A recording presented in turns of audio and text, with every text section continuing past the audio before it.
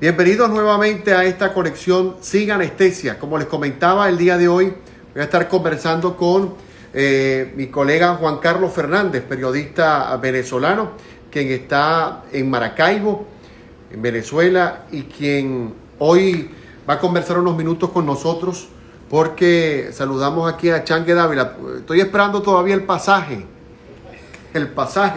a ver si volvemos a darnos un viajecito por Curazao. Changue, saludos. Como les comentaba, voy a conversar, al mal tiempo buena cara, coño. Voy a conversar con Juan Carlos Fernández, quien además de ser avesado periodista venezolano, está involucrado en el mundo de la política, porque vamos a hablar de cómo hacer para que la gente levante el ánimo y la desesperanza que puede llegar a tener en este momento por todas las situaciones que involucran el acontecer diario en Venezuela, luego del llamado a un proceso electoral, a la conformación de un nuevo CNE, cuando no se ha visto más allá de ello nuevos cambios en el país. Bueno, estaremos conversando con él para que la gente tenga, quienes están dentro, quienes están fuera y quienes tenían la posibilidad de escuchar las opiniones de Juan Carlos, puedan escucharlo por esta vía y sacar sus propias conclusiones.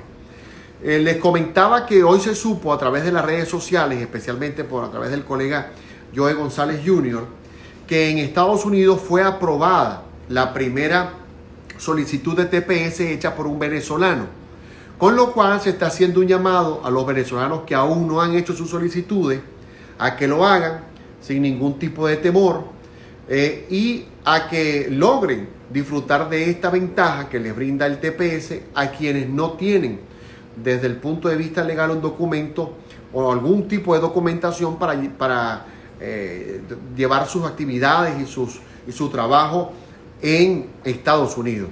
Entonces, la invitación es a los venezolanos que están en Estados Unidos y que califican para solicitar un TPS a que lo hagan, porque ya el día de hoy 15 de junio, se conoció que fue aprobado el primer caso de un TPS solicitado por un venezolano. Es decir, el TPS que fue puesto desde marzo 8 para los venezolanos ya fue aprobado el primero de ellos. E incluso era de una persona que tenía muchos más años en el país y no tenía ninguna condición de legalidad. ¿Cuántos años tenía la persona que...? No especificó, pero no se especificó en la información cuántos años tenía la persona, pero no es una persona que está recién llegada ni que tiene 4, 5, 6 años, es mucho más la persona a la que le fue aprobado este TPS o el TPS. Entonces, si usted es venezolano, indistintamente que tenga una solicitud de un caso de asilo, documéntese con su abogado y haga efectiva la solicitud, porque ya hay ya un caso, diríamos que es el primero de un venezolano al que se le aprobó el Tratado de Protección Temporal para los venezolanos. Saludamos a Reinaldo Pineda, quien está allá en Buenos Aires, en Argentina, en el país donde la gente llegó en barco, según el presidente Fernández, que le ha costado ese comentario al presidente de Argentina varias respuestas por parte del presidente Bolsonaro de Brasil y de muchas otras personas, al decir que los brasileños salieron de la selva y los mexicanos, por supuesto, de los indios, pero que los argentinos llegaron a América en barco. Parece que con el comentario no les gustó mucho a los brasileños y ya eso le ha costado el recibir 2 respuestas por parte del presidente Bolsonaro al presidente Fernández. Pero en estos tiempos, ¿quién iba a pensar que en este pleno siglo XXI la gente iba a estar en ese tema de decir que si yo soy blanco o yo soy negro, que si yo soy europeo y tú eres criollo, que si venimos del mono pero unos vienen de los indios? Pero el hombre hizo ese comentario y una respuesta fuerte le dio el presidente Bolsonaro, la última que le dio. Le dijo que el socialismo no lo curaba ninguna vacuna y que tanto él como el presidente Maduro eran víctimas de eso. Es para volverse loco, ¿verdad? Ese tipo ese tipo de comentarios. Ese es otro caso de zapato grande, dice. Sí, ese es otro caso de vuélvemela a poner, como aquel programa de deporte que ponían una jugada y la jugada era tan buena que te decían, vuélvemela a poner. Pero a razón de chiste, se pasó. Estamos vivimos en una sociedad donde por ese tipo de cosas es que hay tanto loco suelto por ahí con una pistola, con cualquier cosa violenta manifestándose en contra de otro. Saludamos al astrósofo, gracias por estar conectado. Ya vamos a hacer contacto con Juan Carlos Fernández, quien está desde Maracaibo, periodista venezolano. Vamos a hablar de la situación política y de la situación de alarma sanitaria que se vive en Venezuela, producto del mal manejo de la pandemia y estas semanas de flexibilización, radicalización, que no es más que un confinamiento obligado, no solamente por la pandemia, sino para favorecer al gobierno. Y vamos a conversar de ese tema con Juan Carlos y sobre otros temas. Esta semana y hoy fue noticia en todos los periódicos de Venezuela cómo esta banda que opera en la ciudad capital, capitaneada por el Coquí, se sigue burlando del gobierno, y misma banda que le diera hace pocos días un ultimátum a la dictadura de Maduro, no al gobierno, a la dictadura de Maduro, para que quitaran la presencia policial de militares, efectivos militares en las zonas donde ellos operan. No sabemos en qué irá a parar esta situación, pero es una situación bien grave. Las personas que viven en los alrededores de donde opera esta banda están muy preocupados, pero hoy en todos los periódicos del país hay un titular que involucra a la burla que ha hecho esta banda contra la dictadura de Maduro, porque se la dan de valientes y fuertes con un grupo, pero son extremadamente débiles. Y lo que va a suscitarse de esa situación, sin lugar a dudas, va a ser un arreglo entre bandas. Es decir, la banda que opera Nicolás Maduro con la banda del Coquín, con respecto a espacios y con respecto a, venga usted a saber cuáles serán las condiciones que ellos les pedirán a Maduro para flexibilizar su presencia en la ciudad capital. Sigue siendo un tema importante para los venezolanos el crecimiento nuevo, inesperado de los casos de COVID. Está descontrolada la pandemia en Venezuela, descontrolada por falta de controles propiamente dicho, y también descontrolada por las carencias y todo lo que involucra el mal manejo que ha tenido la pandemia en Venezuela. Saludos a Rodolfo Nieto. No sé en qué parte por ahí del mundo estará Rodolfo. Saludos, gracias por estar conectado. Como les comentaba, sigo esperando la conexión con Juan Carlos Fernández desde Maracaibo, un colega periodista venezolano. Está sorteando, Reinaldo Ali, saludos. Está sorteando las dificultades del internet para conectarse con nosotros, pero ya va a estar con nosotros. Bueno, aquí tenemos a Juan Carlos, ya vamos a hacer el contacto en provecho del tiempo en este contacto sin anestesia.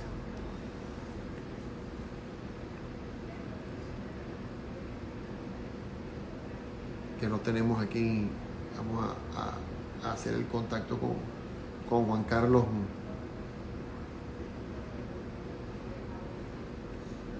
Dando a hacer el contacto aquí con Juan Carlos Fernández para que se conecte con...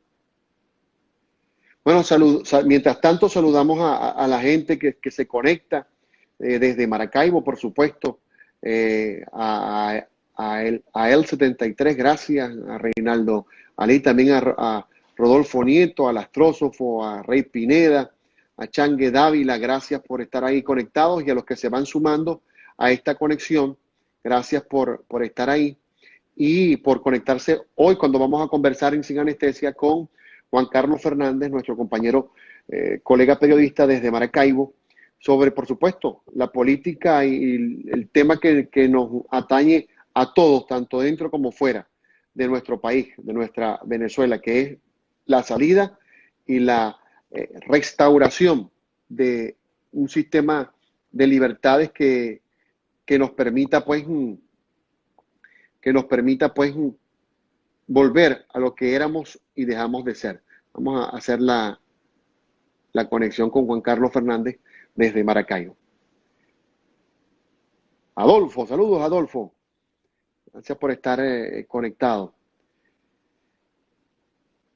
Como les comentaba, ahí tenemos a Juan Carlos. Juan Carlos, gracias por este tiempo y por la conexión. Un fuerte abrazo para ti.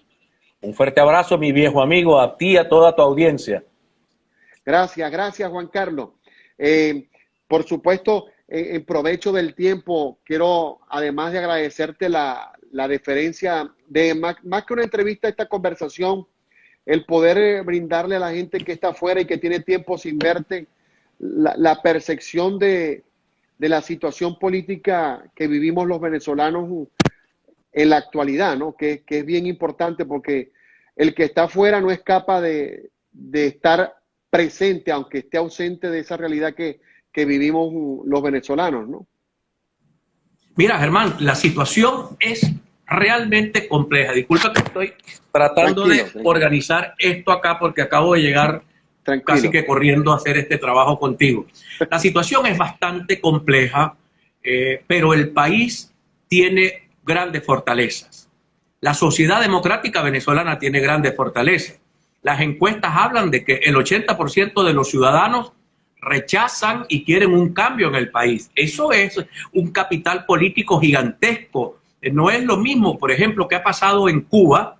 Tú que estás en Miami, que conocemos la experiencia cubana de cerca, los cubanos, bueno, la oposición cubana migró a Estados Unidos, unos migraron a España, y en Cuba han quedado pequeños grupos, pequeños focos opositores. En Venezuela, la gran masa de ciudadanos quieren un cambio. Lo que hay es que acertar en la ruta. Yo creo que de lo que se trata es de acertar en la ruta, mi querido amigo. Juan, ha habido en los últimos días una especie como de frustración en muchos venezolanos luego del anuncio de Guaidó y el plan de liberación nacional. ¿Hasta qué punto se puede capitalizar el que la gente no se frustre, sino que vea como una alternativa esta nueva etapa? Porque en política la negociación va primero y todas las vías que haya para negociar no se pueden descartar. ¿Cómo hacer para quienes descartan esa nueva posibilidad no llenen de desesperanza a otros que sí están esperanzados, ¿no? Bueno, hoy tú sabes que lo que venía haciendo Guaidó dependía mucho del apoyo internacional, o depende mucho del apoyo internacional. La reunión de Biden hoy en Europa con la Unión Europea ha asignado la ruta. Negociación para buscar elecciones libres. Ese es el camino. Negociación, pero no solo para buscar elecciones libres, porque hay cosas que son, digamos, más inmediatas. ¿Cómo atender el tema, por ejemplo, de la pandemia? El tema de la pandemia no espera a una negociación y a unas elecciones libres. Tenemos un problema de hiperinflación. Tenemos un problema de servicios públicos calamitosos. Hoy entrevistaba en la mañana al rector Picón del Consejo Nacional Electoral y él me decía, hay que construir un camino porque este país es de todos. Y si el país es de todos, pues tenemos que construir un camino. Y si el camino, por ejemplo, en la voz de Picón, te estoy diciendo lo que me dijo Picón, si el camino es el acuerdo y el camino es una elección, bueno, esa será la ruta para reencontrar a los venezolanos. Ahora, me haces la pregunta específicamente sobre el tema Guaidó y yo te diría que yo creo que el esfuerzo que se está haciendo en esta ocasión es importante, pero es más importante el hecho de que no está sostenido sobre eufemismos, sobre cosas que no van a ocurrir. Recuerda que hemos pasado desde la intervención militar norteamericana al R2P, a la intervención de la OEA. Aquello ha sido un rosario de salidas fáciles y ninguna de esas salidas fáciles se ha logrado. Juan, Hoy no. Juan, pero, dime. pero ¿cómo se le cambia la perspectiva al venezolano que en este caso Guaidó le manifestó, Guaidó y los opositores lo mantuvimos como discurso, que el gobierno era un gobierno usurpador, que era un gobierno ilegítimo, y ahora queremos o se quiere transmitir el hecho de que vamos a negociar con esta gente? Porque la gente diría, me dijiste que este no era legal, pero ahora ¿cómo si es legal para negociar? ¿Cómo se manejaría eso a lo interno? Porque es muy fácil decirlo desde fuera, ¿no? Pero desde adentro, ¿cómo crees que se manejaría eso? Bueno, en primer lugar, la oposición no puede jugar las mismas cartas del gobierno. No puede manejar los mismos códigos de odio, los mismos códigos de revancha, porque entonces terminamos pareciéndonos demasiado a ellos. Eso no nos sirve. Eso no le ha servido a los cubanos durante 64 años. Eso ha sido quizás el fracaso de la cubanía en Miami, que no ha buscado mecanismos que permitan interpretar lo que ellos están viviendo. En Venezuela, bueno, vamos a colocar símiles para poder explicar la situación. Si tienes una hija secuestrada, no vas a hablar con el secuestrador, vas a dejar que viole a tu hija, vas a dejar que la mate. Tienes que hablar con él. Y en este caso nos referimos a los venezolanos y también, en mi opinión, a algo que es importante y que los políticos, porque en este momento te estoy hablando como político, tenemos que reconocer. Hemos cometido errores. Recuerda que Nicolás Maduro ni siquiera está en el cargo porque esta Asamblea Nacional saliente lo desconoció, lo llamó, eso fue antes del 2018, decretó la Asamblea Nacional la ausencia absoluta de Maduro. O sea, Maduro es gente. Por Dios, Maduro está en Miraflores. El que controla las Fuerzas Armadas es Maduro. El que controla las policías es Maduro. El que controla los tribunales es Maduro. No puede decírsele a la gente que Maduro no existe. Maduro existe y es una realidad. En el 2018 no nos gustaba el proceso electoral. ¿Y qué hubiese pasado, hago yo una pregunta, si Lorenzo Mendoza hubiese aceptado ser candidato presidencial? No queríamos que Lorenzo Mendoza fuese el candidato en el 2018. Pero Mendoza no quiso ser. Entonces hubo unas elecciones y Maduro es ilegítimo porque nosotros no participamos en esas elecciones. Hay que tener, digamos, algún sentido del reconocimiento de los errores propios, porque solo un hombre o una mujer que reconoce sus propios errores es capaz de corregir la ruta. Pero si todo el tiempo le digo a la gente que tengo razón, que yo soy brillante, que yo soy una lumbrera, en el nombre de Dios la gente no es gafa. Mira, estaba leyendo hace unos minutos, mi querido Germán, y amigos que nos están viendo y escuchando, un artículo de Mari Montes, que está ahí en Miami. El artículo es doloroso, se lo dirige a Capriles, se lo dirige a López, se lo dirige a María Corina Machado. La falta de fe que la sociedad le tiene a los dirigentes, porque los dirigentes, hemos dicho, ella dice, por ejemplo, de López. López estaba del lado correcto de la historia, ahora el lado correcto de la historia es España. Capriles decía permanentemente que los tiempos de Dios es perfecto. Y mira cómo vamos, nos estamos poniendo todos con el pelo blanco. Y María Corina permanentemente buscando una salida rápida, porque en el fondo Marimontes analiza los egos, el grave problema que nos han hecho los egos, estos deseos insensatos de ser presidentes, de ser gobernadores, de ser alcaldes, cuando aquí lo primero que está es el país. Y una estrategia, Germán y amigos que nos ven y nos escuchan, una estrategia que nos permita avanzar. ¿Qué hubiese pasado?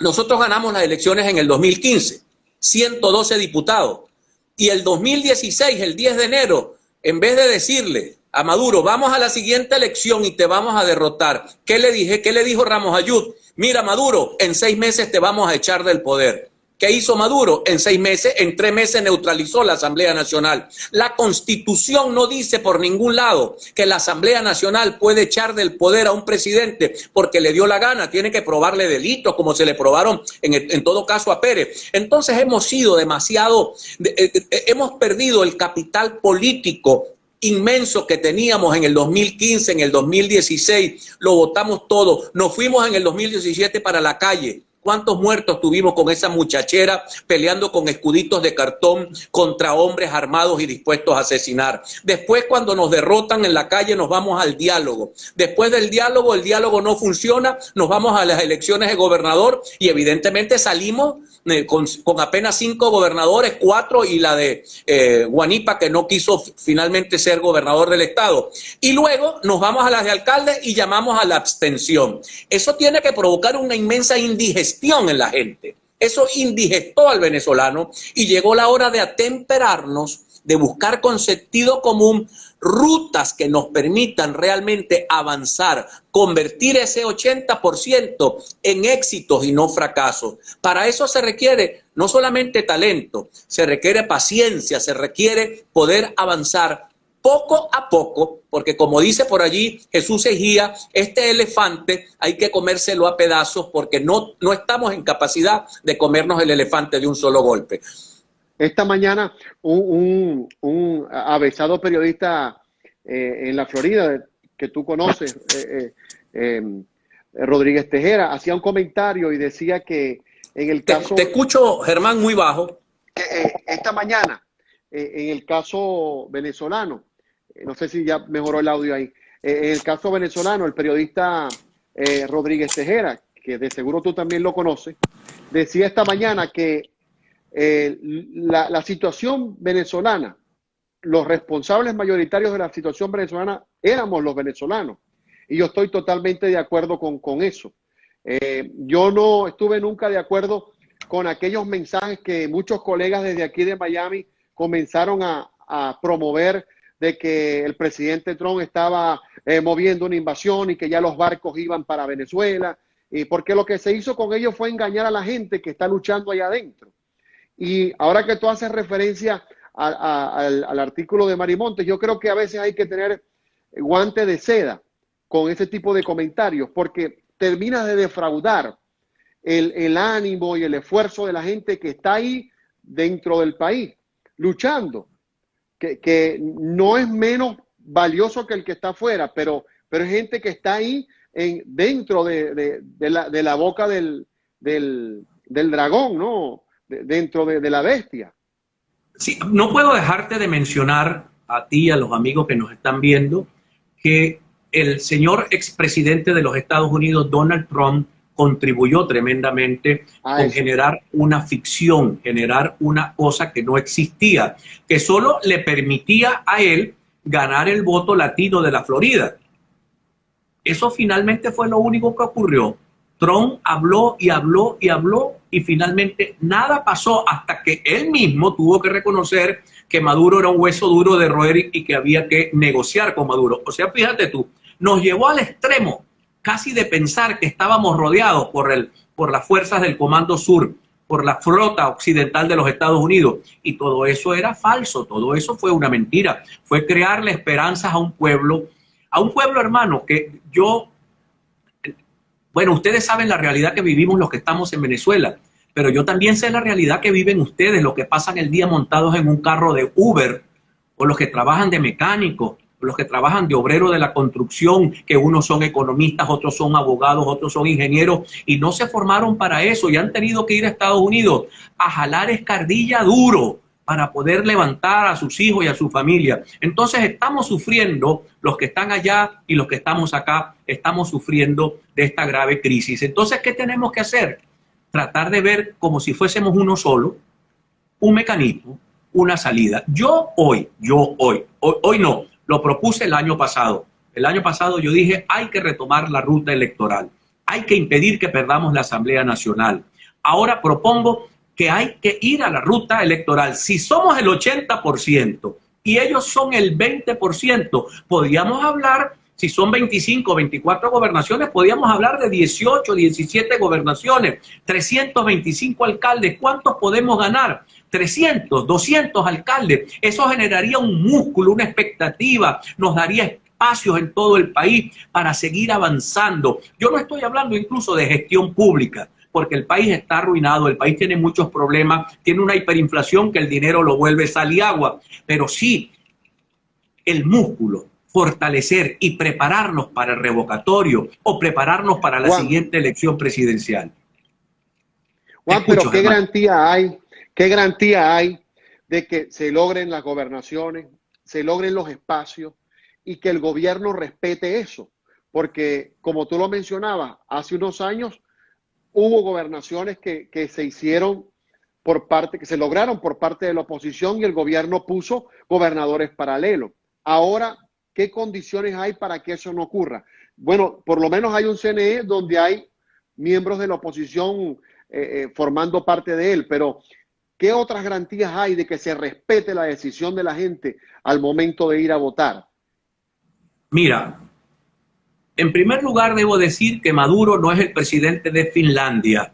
Maduro es un dictador que no te las va a poner fáciles, que no te va a regalar, que no va a poner su cabeza en un picadero para que tú le des con el hacha y se acabó Maduro. Maduro tiene una dificultad, que es nuestra ventaja: las sanciones internacionales, las sanciones individuales y las colectivas.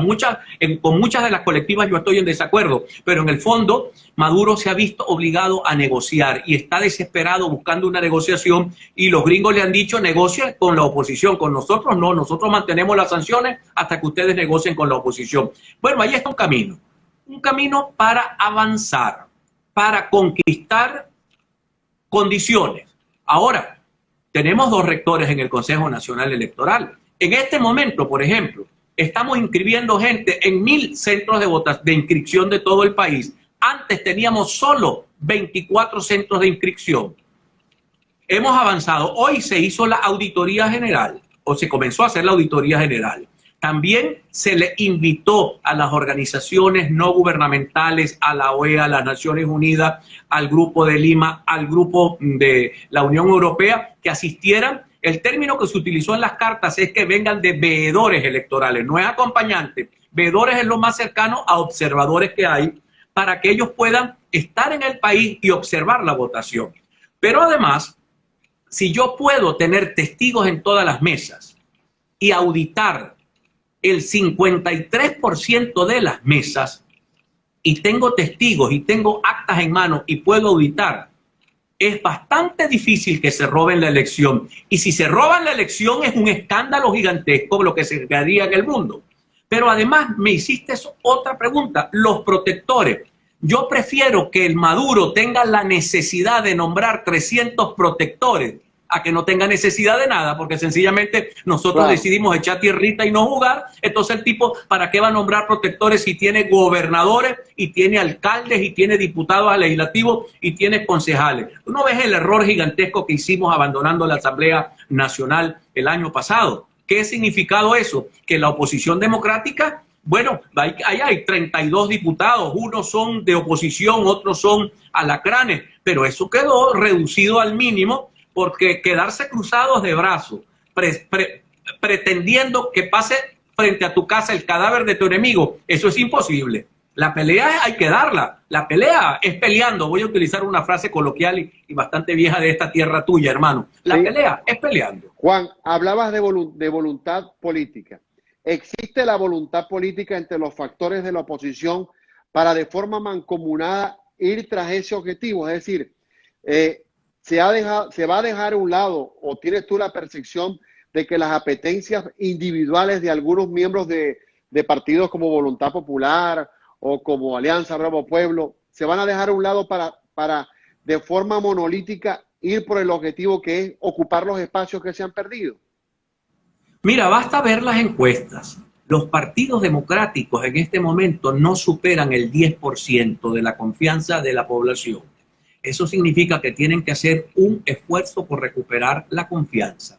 Pero si ves las mismas encuestas, el 60% de la población quiere votar, quiere participar. Mira, yo he hecho cientos de asambleas en los barrios de Maracaibo, en la costa oriental del lago, en San Francisco. Y cuando voy a una asamblea, como del país se nos fueron 6 millones de personas, pero en su mayoría fueron 6 millones de jóvenes, por lo menos de esos 6 millones, 4 son 6 millones de muchachos. Entonces tú vas a las asambleas y son asambleas de personas mayores de 60 años, de 50 años, de 70 años.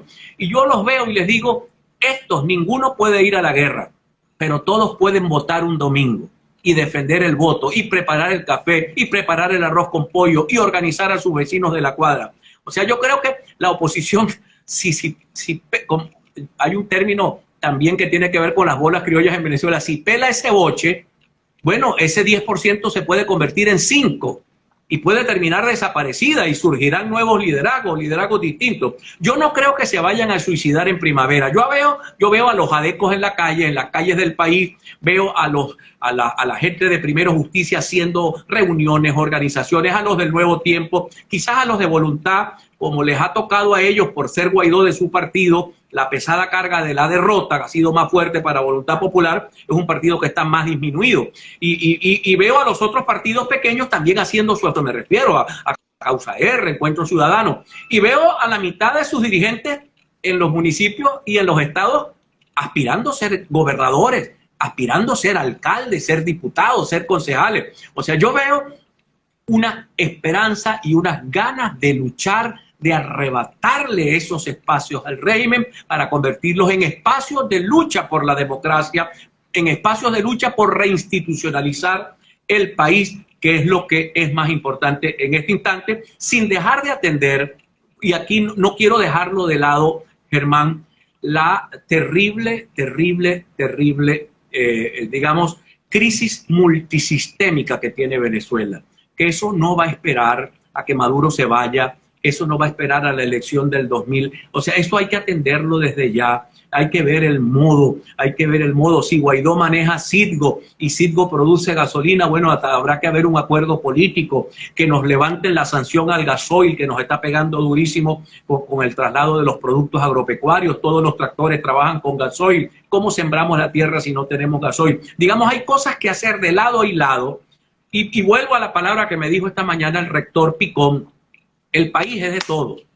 El país es de todos. Si jugamos la ruta de la venganza, del odio, del que un lado tiene que acabar con el otro para que se acabe la guerra, va a pasar lo que decía Gandhi, que ojo por ojo y diente por diente, de ojo por ojo y diente por diente vamos a terminar sin dientes y sin ojos. Llega el momento de regresar a la lucha democrática para derrotarlos democráticamente. Juan, ¿y cómo ves el escenario en el Zulia? Donde la situación nos ha tocado tan duro, porque aunque estemos fuera, sentimos nuestra tierra en la distancia, porque tenemos familia en Maracaibo, regada en el Zulia. ¿Cómo ves ese escenario político en el Zulia a corto plazo cuando hay esta nueva oportunidad de retomar los espacios?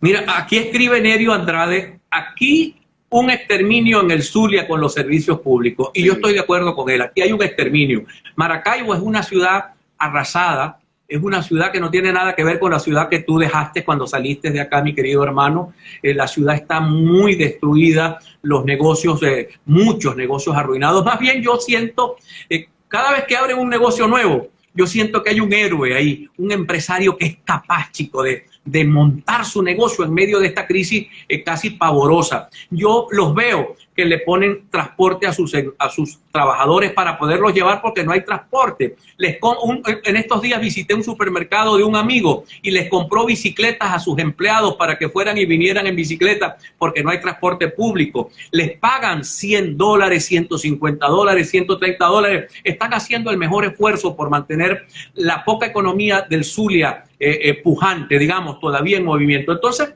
desde el punto de vista de la crisis, veo un Zulia muy golpeado, pero también veo un Zulia que se resiste a crecer.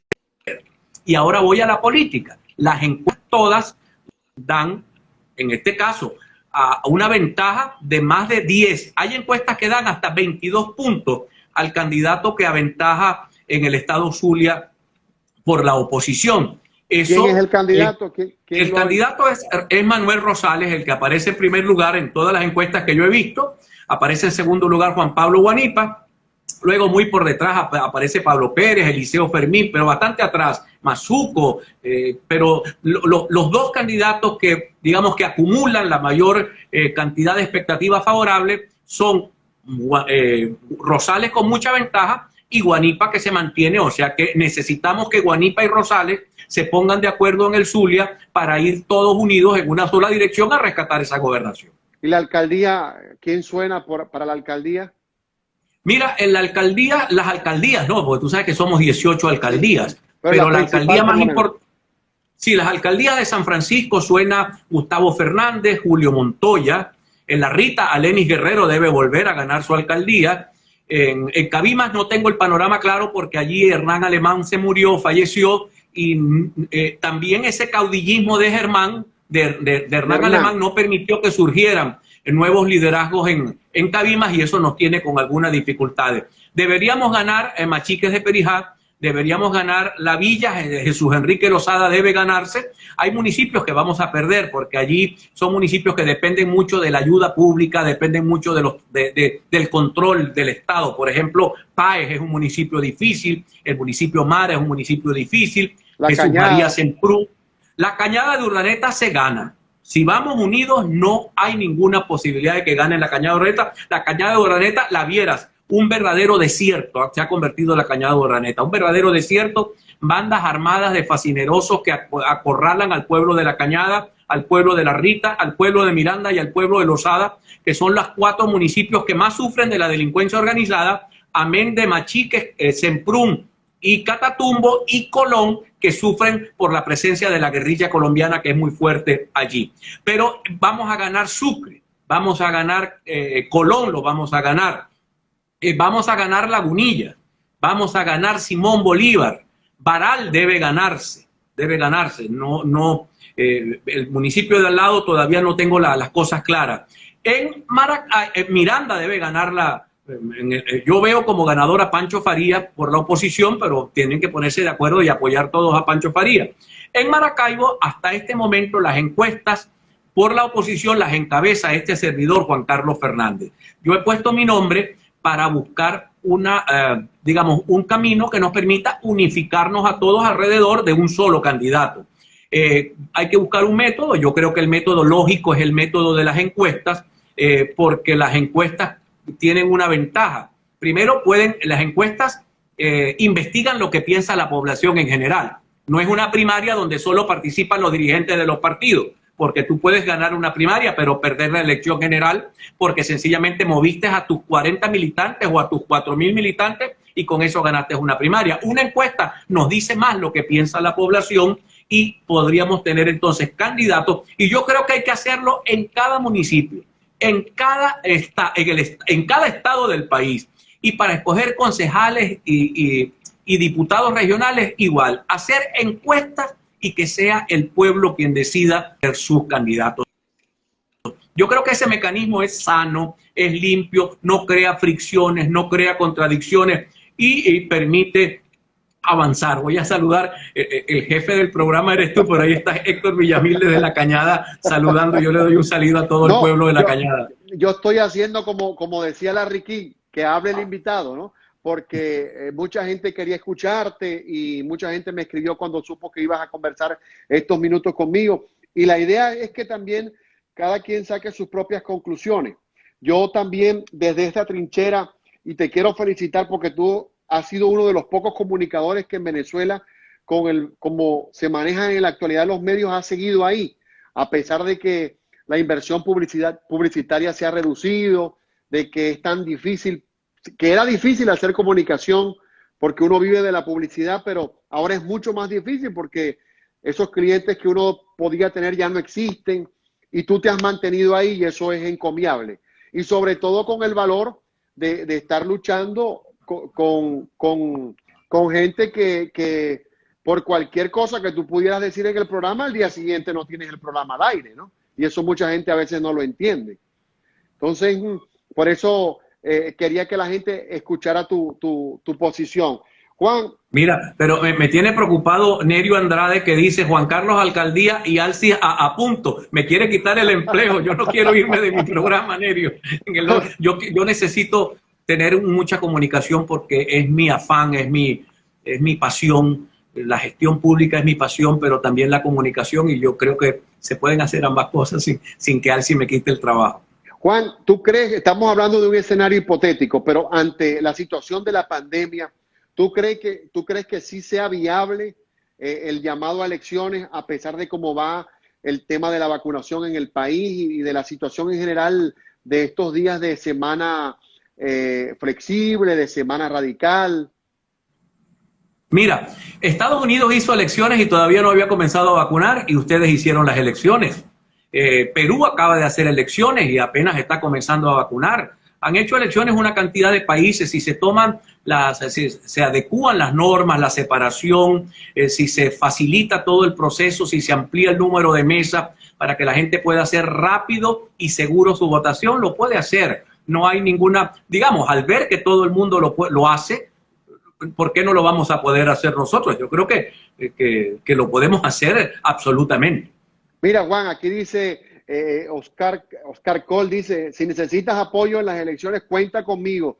Y Nerio Andrade también se puso a la orden. Y bueno, aquí ya tienes un grupo de hermanos maracaiberos, venezolanos comprometidos con el país que quieren ya brindarte el apoyo. Por supuesto, desde este lado, cuenta también con mi apoyo porque mucha gente piensa que uno está lejos y se olvidó de su Maracaibo, ¿no?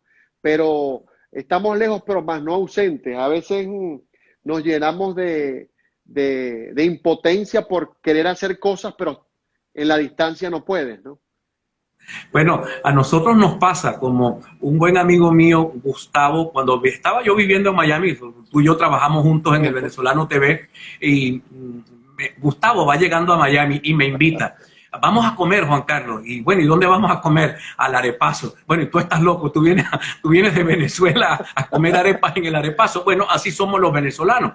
Los venezolanos nunca nos separamos de nuestro país. Yo no veo gente claro, la gente tiene que vivir, la gente tiene que llevar la vida, tiene que levantar los hijos. Los problemas económicos allá son tan fuertes como los de acá. Quiero decir, allá tienes agua todos los días en el grifo, pero hay que pagarla. Tienes electricidad, pero hay que pagarla. Tienes internet, pero hay que pagarlo. La cuota del carro y ir a Costco o a Público o a Sedanos, a donde vayas, tienes que ir todo el tiempo. Y eso necesitas dinero y la gente no puede con $10 la hora, algunos no pueden con 15, entonces se bajan del Uber y se montan en el delivery, en el otro delivery. Aquello es una lucha, pero no veo a ninguno que abandone su amor por Venezuela, su amor por el terruño. Y si bien cuando esto cambie, no todos van a regresar, porque cuando ya los hijos se levantan allá, los adolescentes, en el caso tuyo, que sé que los muchachos tuyos están creciendo, va a ser muy difícil. Sí, va a ser muy difícil que tú los desarraigues, pero lo importante es que ellos se sientan venezolanos en Estados Unidos, venezolanos de Estados Unidos, y que nunca pierdan la conexión con este hermoso y gran país que es la patria nuestra, la patria de todos, la patria de los que estamos acá y de los 6 millones que están afuera. La patria es una sola. Juan, en provecho del tiempo, quisiera pues porque se nos pasaron estos minutos volando antes que el Instagram nos tumbe la conversación, que dieras ese mensaje a la gente que tiene tiempo sin verte y que lo va a poder hacer por aquí, porque esta entrevista va a estar posteada en mi podcast y también en mi canal de YouTube, y sé que hay mucha gente en Chile, en Argentina, en México que me sigue. Ese mensaje para el venezolano que está afuera y que puede contribuir con el que está dentro para animarlo a que Venezuela no se ha terminado. En estos días estuve en un evento y la persona que estaba dijo eso y me llegó a lo más profundo del corazón cuando dijo, es que Venezuela no se ha acabado. Ese mensaje para el que está afuera, que puede animar al que está dentro a decirle, tenemos que seguir luchando porque ese va a ser nuestro país siempre hasta que nos muramos. Y Venezuela no se nos ha acabado, no se nos ha muerto, está muy golpeada, está muy lesionada por cómo la hemos maltratado nosotros mismos, pero no se nos ha acabado. ¿Qué mensaje les darías a esas personas para que sigamos luchando con la mente puesta en con la vista puesta en el horizonte de que podemos llegar a vivir lo que éramos, pero luchando desde este momento, no tirando la toalla ni dándonos por vencidos? Mira, voy a dividir la respuesta en 2 segmentos, en 2 secciones. La primera, si usted está en Miami, cómprese un Clexane, cómprese una acitromicina y envíela a Venezuela, envíesela a una ONG, envíesela a un familiar. Aquí estamos padeciendo realmente, la gente no puede comprar, la pandemia nos ha dado muy duro y como tenemos pandemia con hiperinflación, pedimos el apoyo de todos los venezolanos del mundo que gasten 1 hora de trabajo a la semana en comprar un Clexane, en comprar una ivermectina, un producto para el COVID. Luego que se preparen porque vienen elecciones presidenciales y los venezolanos en el exterior votan en las presidenciales. No votan en las regionales, no votan en las de alcalde, pero en las presidenciales sí votan. Cuando ese registro lo abran, pues vayan a hacer esa cola necesaria para que este país lo rescatemos entre todos. Venezuela tiene fuera un talento, un valor, y dentro tiene otro talento y otro valor. Si unimos esos talentos sin odio, sin retaliación, sin venganza, sin persecuciones, con justicia sí, no podemos olvidar la justicia, pero nosotros no somos, chicos, nosotros no somos viudos de las rabias que sembraron otros en el corazón de la gente. Nosotros tenemos que ser agentes de cambio y agentes de esperanza. Por eso, ya finalizando el trabajo, Olis Candela está desde Chile, le envío un saludo, Sí. que Dios la bendiga. Te digo a ti y a todos los que nos están viendo, Germán, Venezuela tiene cómo salir del problema. Venezuela puede salir del problema. Vamos a unificar criterios, abandonemos las ilusiones y preparémonos para una lucha donde, como te decía, nos vamos a comer el elefante a pedacitos, pero no lo comer. Vamos a reinstitucionalizar el país, vamos a reconciliar a los venezolanos, vamos a abrir las fuentes de empleo, las fuentes de trabajo, pero sobre todo vamos a devolverle la paz a este pueblo. Yo creo que todo eso es posible hacerlo si nos planteamos salidas reales y creíbles y no fantasías domingueras de ejércitos cayendo desde el cielo o de barcos llegando a las costas. Los barcos son la cola de la gente en el centro de votación. El 80% puede con el 20%. Y no significa que vamos a exterminar al 20%. Significa que les vamos a decir al 20%, es mejor vivir en democracia, es mejor vivir en libertad. Así es. Juan, muy agradecido. Espero que tengamos esta oportunidad cuando se acerque ya el proceso electoral de conversar nuevamente para que la gente tenga la perspectiva de lo que está ocurriendo de primera mano, y mis mejores deseos de que Dios te proteja, te ilumine el camino para seguir esta lucha por nuestro país, y por supuesto que te dé fuerza, porque sé que no es fácil con todas las situaciones que se presentan a diario, el tener el ánimo para seguir trabajando y luchando por la gente, ¿no?